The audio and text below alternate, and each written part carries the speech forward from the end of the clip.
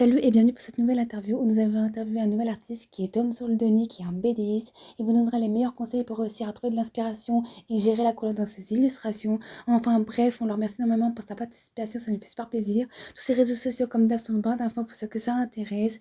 Et pour tous ceux qui regardent la vidéo, vous souhaite un excellent et très bon visionnage.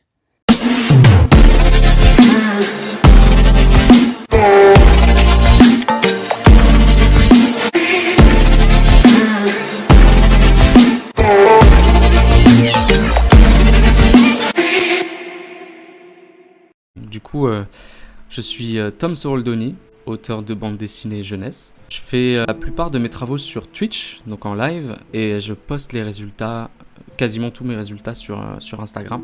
Comment tes passions artistiques sont-elles venues? Les as-tu toujours eues? Mes passions artistiques, je crois les avoir toujours eues. En tout cas, j'ai l'impression d'avoir toujours dessiné depuis tout petit. Et mon envie de créer des histoires, des univers, parce qu'elle date tout autant en vrai. Qui t'inspire et te motive le plus au quotidien et avec qui rêves-tu le plus de collaborer? Alors, je sais pas s'il y a quelqu'un en particulier qui m'inspire et qui me motive au quotidien. Qui me motive, il y a peut-être effectivement, j'ai fait une école de bande dessinée et le groupe de potes que j'ai rencontré là-bas, avec qui on est évidemment toujours en contact. On est un peu tous dans le même bateau, donc c'est un peu évident de se motiver entre nous. Mais sinon, je pense que c'est plutôt cette envie de se dire que c'est possible et qu'on peut vivre de nos passions. Je pense que c'est plutôt ça qui me motive le plus. Et avec qui je rêverais de collaborer de la même manière. Je ne sais pas s'il y a quelqu'un en particulier. Évidemment, il y aurait plein de monde. Tous les grands qui m'ont inspiré lisaient les BD plus petits. Sinon, ça me ferait vraiment plaisir de pouvoir partager un projet, une collaboration, comme je disais tout à l'heure, l'un de mes amis de mon groupe d'artistes. Nous avons vu que tu mettais beaucoup de couleurs dans tes dessins, alors on se demandait si tu aurais des conseils pour quelqu'un qui voudrait s'améliorer en couleurs. Alors ouais, je mets beaucoup de couleurs dans mes dessins, mais pour le coup, je sais pas si je suis le meilleur conseiller en termes de technique. C'est beaucoup de tests, revenir en arrière, refaire, revenir en arrière, essayer, modifier, refaire.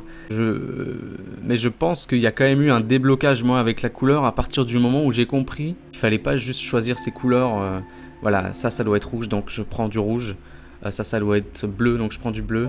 Il faut plutôt essayer, et j'essaye encore de travailler avec ça, mais de trouver une palette de couleurs un peu restreinte et de faire avec ça, histoire que ce soit un peu plus harmonieux et de créer plutôt une ambiance cohérente, plutôt que ça parte dans tous les sens. C'est un peu le piège quand on démarre la couleur, j'ai l'impression. Pourquoi tu voulais partager ta passion sur les réseaux sociaux et qu'est-ce qui t'a donné envie de te lancer là-dessus? Ouais, c'est vrai que je partage quasiment tout sur mes réseaux sociaux. Mais je pense que c'est plutôt normal de nos jours, ou en tout cas, ça me semble être la meilleure chose à faire pour les artistes. On a la chance d'avoir un moyen de partage et surtout de donner une visibilité sur ses travaux. Donc ce serait un petit peu dommage de s'en passer. Après, voilà, on pense qu'on veut des réseaux sociaux sur le principe, dans le fond. Mais en tout cas, pour ce qui est de partager à sa passion, ses travaux et d'essayer de faire voir son travail, je trouve que c'est quand même un petit peu l'idéal de nos jours.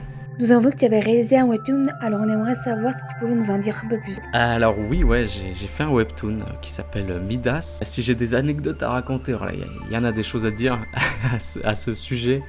Je dirais que la belle histoire dans tout ça, c'est quand même d'où c'est venu.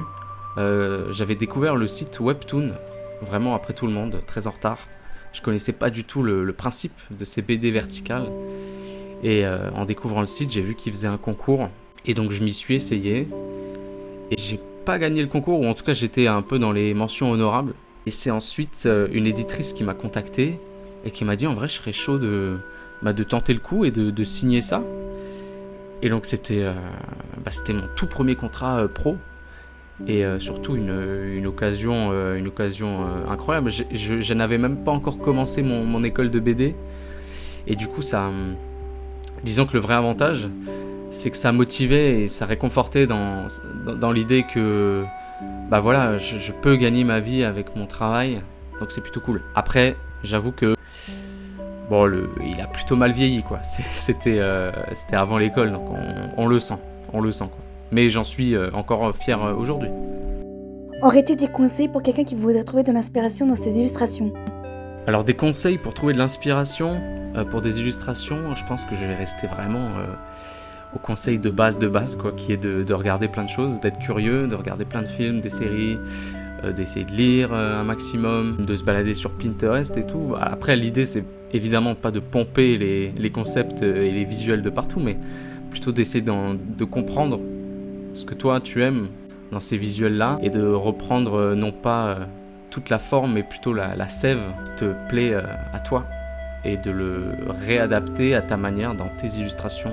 Le style de tes dessins en 3 mots. 3 mots pour mon style de dessin, je dirais coloré, rond et enfantin.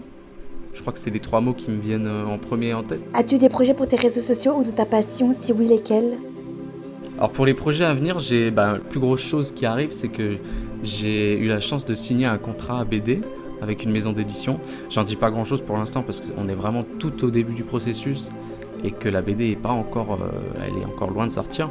Mais c'est une super chose déjà qui va surtout me prendre beaucoup de temps dans les mois à venir, voire plus. Mais sinon, à côté de ça, le but est de garder en vie Instagram, de continuer de live le plus régulièrement possible sur Twitch. Et puis voilà. Aurais-tu quelque chose d'artistique à nous recommander d'aller voir? Pour recommander ou suggérer des œuvres, je suis vraiment le pire parce que j'ai jamais rien qui me vient en tête. Enfin si, ça me vient, mais vraiment après, quand c'est trop tard.